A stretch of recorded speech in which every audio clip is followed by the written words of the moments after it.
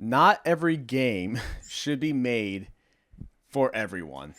I stumbled upon a video talking about the negative reviews on Clair Obscura Expedition 33. And one of the reviews, for some reason, the guy looking at the reviews kind of agree with him, but I completely disagree, which is why I'm making this video. Talking about the difficulty of the game, and even the story mode difficulty of the game still requires you to play the fucking game. Complaining about the parrying being too hard and the dodging and all that, and you know, the actual RPG game part of the game. It's like, if I just want to experience the story, I should only have to experience the story type complaint. I fundamentally disagree, not only in an opinion wise, but fundamentally, objectively, trying to make games good as a whole. That is an awful mindset to have when it comes to game difficulty. You're lucky that you even have a difficulty setting in the first place, having between story mode and extreme, expert, whatever mode. Like, they still give you options. But I don't get that mindset. I really do not. The idea that a game should have a mode that essentially plays the game for you spits in the face of the actual design philosophy of the game itself. The creator of a video game creates it in a very specific way to be experienced in a very specific way. If you don't like the mechanics of the game, but you would like to actually, if you would like to experience the story of a game, watch a Let's Play. Watch some sort of playthrough online, because you will get the story without needing to play the game part. If you're not into the game, don't play the game. A game dev team should not have to dumb down a game for you because you can't handle the game. And I'm not saying there shouldn't be accessibility options in games. Having like colorblind mode and other things, or like peripherals to help people with certain disabilities and stuff like that, that's different than the game itself mechanically changing to fit everybody. And in general, even with disabilities, not every game is for everybody. Like, a very extreme example, somebody with no arms might not like Guitar Hero. Now, there have been people who learn how to play with their feet, not only Guitar Hero, but like real live guitars. Wild, amazing, but in the general sense, people wouldn't normally do that, and it's like, oh, well, the game's not for me. But again, going back to just in the general sense of a game not being for everybody, if you don't like turn-based combat, don't play a turn-based game. And if you don't like active turn-based combat, just like Clair Obscura is, don't play a game that has it. And again, if you want to enjoy the story through a Let's Play that somebody put out. There's a reason why people put out Let's Plays, not only because of they're entertaining. Hopefully, the people who put it out think they're entertaining, but to show people a game that maybe they got stuck at a part, or somebody just wants to experience the story through somebody else's gameplay, living vicariously through them if they can't afford the game, or if they can't get the game, or if they are bad at the game, or they don't like the type of game it is.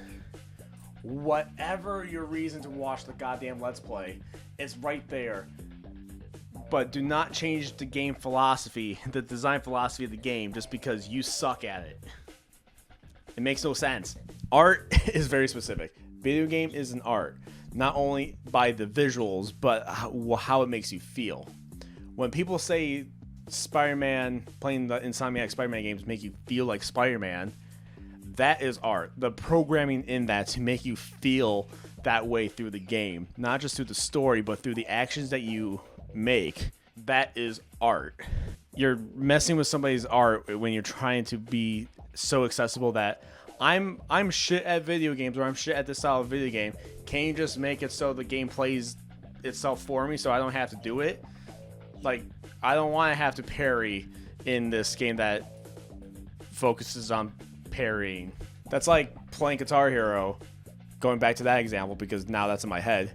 Playing Guitar Hero, but the game strums for you, or the notes get played for you just in general. Like, where's the game in that part? I personally am not a huge fan of most FromSoft titles. The only FromSoft game that I beat was Elden Ring, and just because that game has at least direction and doesn't have cryptic shit, I could force myself through the actual challenging combat part, which a lot of FromSoft games I just didn't like the controls that much. They were very, I think clunky, but also just insanely tight. I couldn't finish any FromSoft games. I would rage before I would get anywhere. But playing Elden Ring, they fixed it up. They more so catered to people like me who don't like the cryptic shit, that the zero direction gameplay. Actually, at least point us in the direction and allow me to level up things. And while I still raged at it hard, at least I persevered enough. But I personally, even though I don't like most FromSoft games, I just can't get far in any of them. Sekiro was the closest I've gotten outside of Elden Ring to actually going anywhere. I wouldn't email FromSoft or give them a bad review within the bad review saying change how this game is fundamentally. No. If the game is not for me, I just don't play it, and that's what I do. I just don't play games that I don't like. I don't play a whole lot of tactical RPGs like Final Fantasy Tactics, Fire Emblem, games like that, because I don't exactly enjoy them. They're fine. I like them enough to play them, but I don't go on my way of playing them. I'll play most genres, but I could not like a game but still be well, that's the design philosophy of the game. I hate Death Stranding. I really do not think Death Stranding deserves the praise it gets, but that was the image of the creator, and that's the game that they wanted to make, so they made it. Just because I hate it doesn't mean I'm not going to say, well, I'll play this game if you change how this game works fundamentally. I'm just going to be a hater, and then that's totally fine by me. I'm not going to ask them to change the game. I'm just going to not involve myself in the game in the first place. And that goes the other way around. If a game is too easy, like a Kirby game, can't find fun in that, it's well, this game is too easy. They should definitely make a Kirby game that's harder. No, they shouldn't. That's not the design philosophy of a Kirby game. Kirby games are meant to be able to be played for anybody. If you don't fucking like it, just don't fucking play the Kirby game. Go play fucking Celeste if you want a hard platformer or some shit. Which, if you play far enough into a Kirby game, they do actually add the harder shit in there. There is extra content that is harder in a good handful of Kirby games. But even then, a Kirby game, they're fundamentally supposed to be easy, but still fun to play. Anybody could play them and have fun. A game doesn't have to be hard in order to be fun, which is another discussion. Difficulty isn't a level of fun.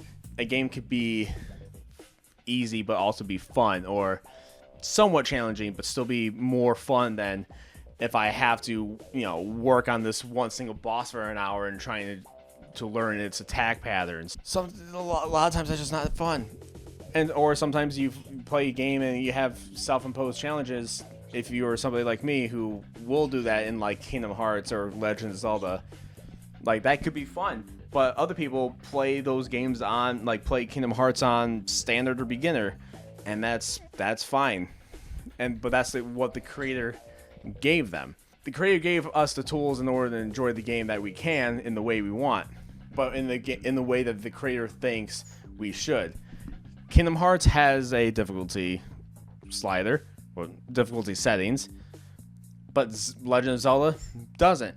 Should Zelda have an easy mode? No, it shouldn't. Now, it's not Dark Souls hard, but it's fun. It's fundamentally a game that has its own specific challenge set. They released a harder version for people who want it in some cases, like in the Master Quest mode or the Master mode in Breath of the Wild and stuff like that. But that's based off of their vision of what they want for the game.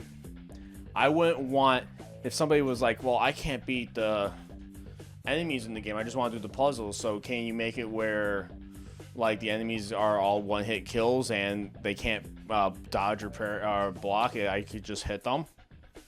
Like, no, those challenges are very specific. You just fucking learn how to do the challenge. I think it's a sense of entitlement with gamers now that every game should be made for every single person because all games should be enjoyed by everybody. No. A game should just be what the creator wants it to be. If it has a wider audience, it has a wider audience. If it doesn't, if it's more niche, it's more niche. It's what the artistic vision this creator has for the fucking game. Like I'll play Mario Kart more often than I play Gran Turismo, even though I really do like Gran Turismo. I loved it since Gran Turismo 2 on the PS1. But the newer Gran Turismos for me, they are a little too real. There's too much fine-tuning. Like, I guess you don't have to, but there is a lot of fine-tuning, which is great. For the car people, I have a friend who loves that shit. But I like Gran Turismo 2 and 3, where when you upgrade your car, it would just be better engine, better tires, better emission, better brakes. I like those kind of upgrades. When Gran Turismo 7, right? That's the new one. Playing Gran Turismo 7 and everything is so minutely fine-tuned, you have to basically be a mechanic to understand how to tune these cars. I think, like, well, I didn't do that. I'm just upgrading them normally like I would. But is this car, would I be better if I did do that? And then what numbers do I do? And now I have to actually research on how to fine-tune these things. Like, I'm at best a garage mechanic. Like I'll fix a couple things on my car. I don't know how to do all these fine number things, but I wouldn't tell them to change that. If that's what they want from the racing simulator, if that's how they want to do it, whereas like, while this is a game for essentially people who like racing and want the simulator and want that kind of fine tuning, like, yeah, it kind of psychs me out, kind of pushes me a little bit away, even though I do enjoy Gran Turismo a lot. I do enjoy racing games. I feel like I hit a wall when I can't fine-tune things. I'm not going to say, well, I like your game, but I don't like this aspect of it. Not because it's bad, but just because I can't get into the mechanic. You should change it. You should make an easier mode, which they have an arcade mode, like they do, but you don't progress a story through arcade mode. And now that's different from bad game design. There's stuff like Gran Turismo where it's very specific, or there's Clara Obscura where it's very specific mechanics that work with the art. But then there's Balan's Wonderland. It's Wonderland, right? Wonder World? You know the game. That is just bad. It is very bad. Everything being tied to one button is a bad gaming mechanic. It just is.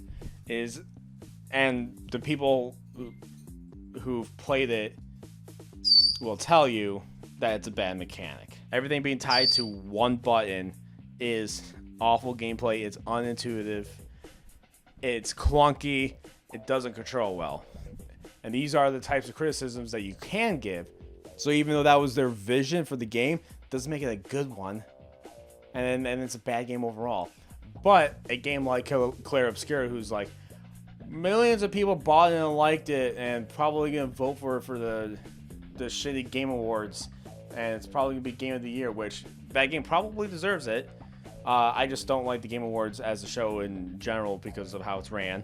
Sonic Frontiers OST was not even mentioned, let alone nominated for music, which is a crime. So people who really jive with it, and it's a game that is really good and it's good because of these mechanics, that they should cater to you specifically, the person who don't like the mechanics, and they should change their game and make a mode just for you, is arrogant as fuck. It is entitled. If anything, game, movie, TV show, book, if you try to satisfy everybody, you satisfy nobody. Just because you want more numbers doesn't mean what you're going to make is going to be good. A lot of things fall victim to this. You should look at artistic integrity over profitability. Yes, you should have your thing be profitable, so it should be good.